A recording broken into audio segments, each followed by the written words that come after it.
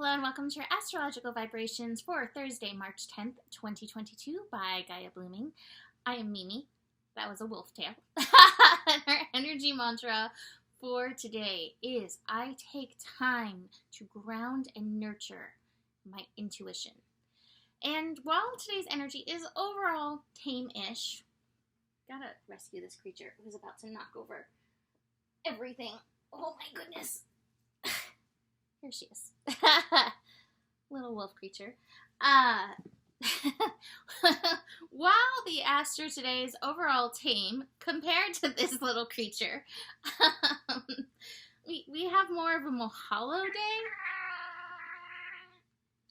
Okay, maybe not. He's like, I have had enough. We have more of a mahalo day. Take that with that what you will. Than a wolf creature day. But we're building into wolf creature energy. We have water world incoming. The moon will be shifting into Cancer. We're going to have the sun and Neptune together, coming into a conjunction. And then South Node in Scorpio. So all the water signs are going to be activated this weekend. And sun and Neptune already can have quite a watery, foggy energy to it. So taking the time to ground in today is really going to help support you, kind of like anchor you within yourself as we have these tides coming in, right? The sun and Neptune in and of itself is such a beautiful connection. And I do believe it's coming in at 22 degrees. I haven't looked ahead to see Neptune shifts, but as I'm looking at the chart right now, I'm fairly certain that it's actually going to be at 22 degrees. So there's a mastery to it. And I think part of the mastery, is the beyond illusion energy. And to me, this is recognizing there is such... I wish I could project what I'm seeing, but what I'm seeing a tango in my head.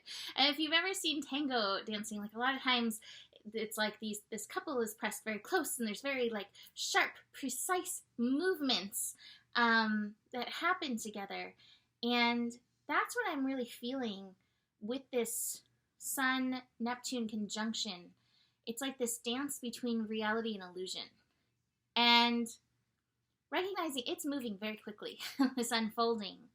And these energies can seem to blur together and can seem to become one.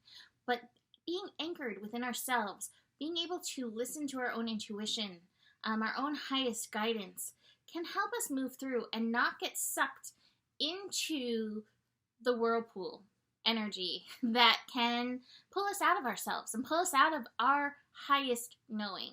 So again, anchoring, grounding in today is going to support the process, because as the sun is approaching Neptune, we are going to be like the fog is getting thicker. But even as the fog is getting thicker, our intuition antenna, like the lighthouse within us, is like getting brighter.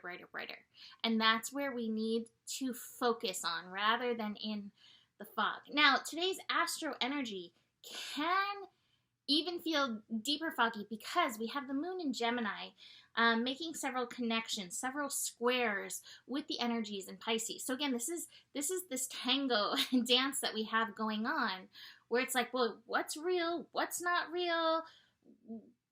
What's the fine line between these energies? I still think that it's great to stay in the know. That's part of the Gemini energy. It's like staying in the know. Like with the North Node in Gemini, the energy was stay curious. And this isn't stay knowing, because truly we all have pieces of knowing. None of us get the full picture, right? So we have pieces of knowing. Stay curious, and yet stay grounded in your higher understanding and in your role in all this. So we're going to have the sun and the moon squaring each other early in the morning, and the moon and Neptune, moon in Gemini, Neptune and Pisces squaring each other as well. And it looks like we're going to have some Lilith Lilith and Moon action as well in the day, which is kind of fun.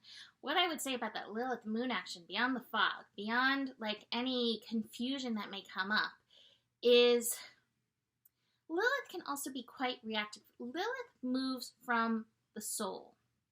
However, the moon can bring emotions, and especially in this energy, these emotions can be cloudy, these emotions can be confusing.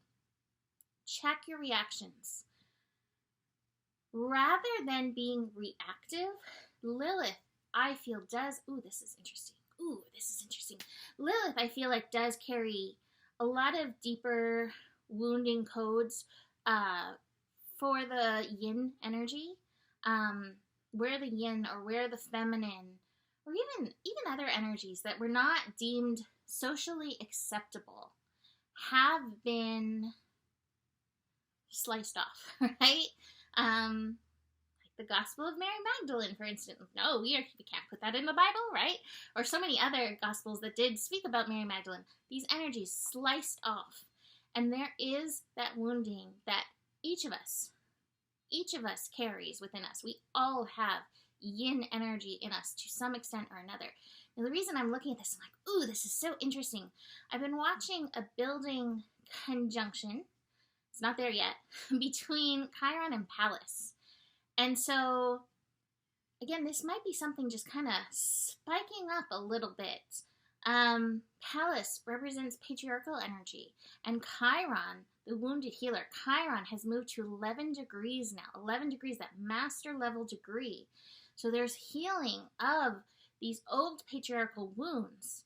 But again, that moon crossing over Lilith, those might spike up. So watch your reactions, because the reaction may keep that current flowing, whereas there may be, Gemini energy, a different course of action, especially as we lean into our values, especially as we listen to our intuition, which is such a beautiful yin quality to help support us in and through this. And I love that, again, at the same time, we have Venus and Mars still in a dance together, right? Still at, right now, the chart I'm looking at, they're still at 3 degrees. Almost a whole degree apart, but still hanging out there together in this dance, like, we're learning to work together.